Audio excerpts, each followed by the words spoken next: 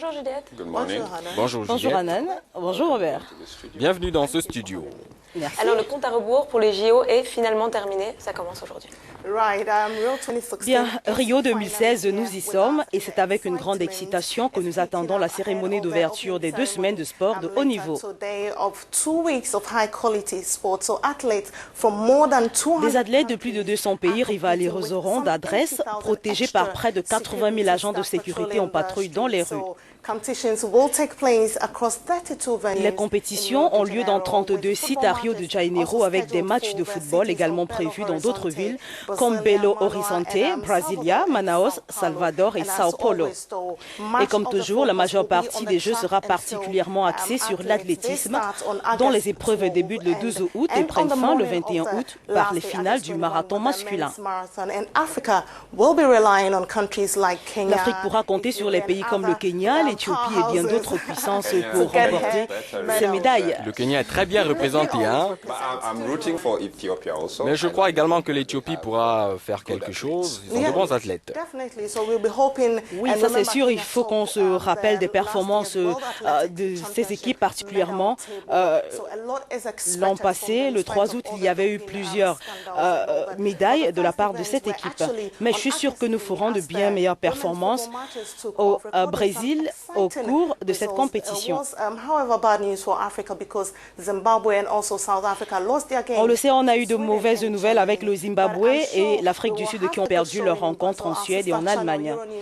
Mais on va rejoindre Pierre Assema de Renews qui nous fera le point tout au long de ces Jeux. Il faut reconnaître que ces Jeux olympiques ne s'annoncent pas forcément sous les meilleurs augures. On répète déjà depuis plusieurs semaines les différentes menaces qui pèsent sur ce Rio 2016. Certains sportifs ont même déclaré forfait face à la menace du virus Zika. Il y a la question du dopage et plus précisément les accusations portées envers les Russes. On peut se demander ce qui va se passer lorsqu'un Russe remportera une médaille d'or. Il y aura toujours de la suspicion. Mais il ne faut pas oublier une chose, c'est que nous sommes à Rio de Janeiro, l'une des plus belles villes du monde. Et les Brésiliens et les Cariocas en particulier aiment faire la fête. Et je pense donc que dès ce soir, avec la cérémonie d'ouverture, le ton va vraiment changer ici. Place au jeu et place à la fête. Voilà, c'était Pierre Assema qui donnait davantage de détails sur les Jeux olympiques qui se déroulent au Brésil. Des nouvelles de la délégation nigériane? C'est une autre situation assez complexe que celle des joueurs de l'équipe nationale de football du Nigeria qui ont été retenus à Atlanta aux États-Unis et ne pourront arriver au Brésil plus tard qu'aujourd'hui, juste 5 heures de temps avant leur match d'ouverture contre le Japon.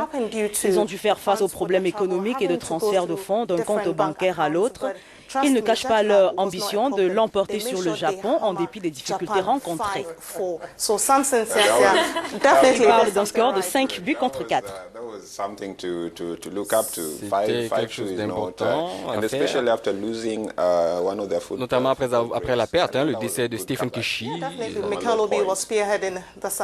Justement, au niveau du mercato pour le football, il y a beaucoup d'échanges et de choses qui se passent. Dites-nous un peu, Juliette. When it gets to August, the transfer windows open and Everton have completed the signing of Senegalese international. Eh bien oui, effectivement, il y a des transferts, notamment le milieu international sénégalais Idrissa Gueye qui a été relégué avec Aston Villa.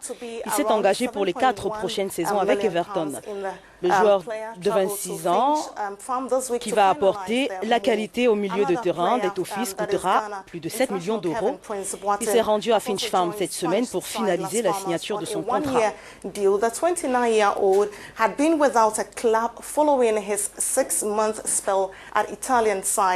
autre joueur, Las Palmas. Alors Juliette, que se passe-t-il à Manchester United concernant le cas Bastian Schweinsteiger? Je suis un fan de Manchester. On espère que Pogba pourra nous rejoindre. Alors, concernant Schweinsteiger, que se passe-t-il?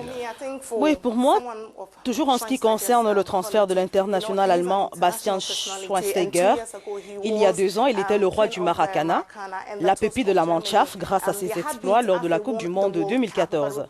Plusieurs sources font état de ce que Bastian, âgé aujourd'hui de 32 ans, aurait été pendant quelque temps joueur de réserve à Manchester United, où il aurait d'ailleurs assisté à plusieurs séances d'entraînement, jusqu'à ce que José Mourinho le le met définitivement à l'écart, lui faisant comprendre qu'il n'y avait pas d'avenir dans le club.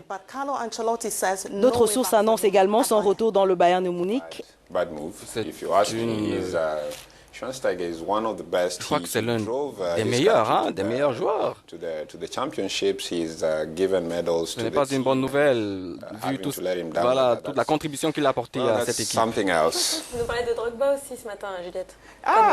Definitely, you know, Drogba is a legend. Oui, on parle de la légende de la Côte d'Ivoire qui reste au top de sa forme malgré ses 38 ans. On le sait qu'à cet âge, plusieurs joueurs vont en retraite, mais pas Drogba qui reste très compétitif avec d'énormes performances. Il le prouve d'ailleurs avec l'Impact de Montréal. L'équipe s'est imposée sur le score de 5-1 face à l'Union de Philadelphie il y a quelques jours au stade Saputo.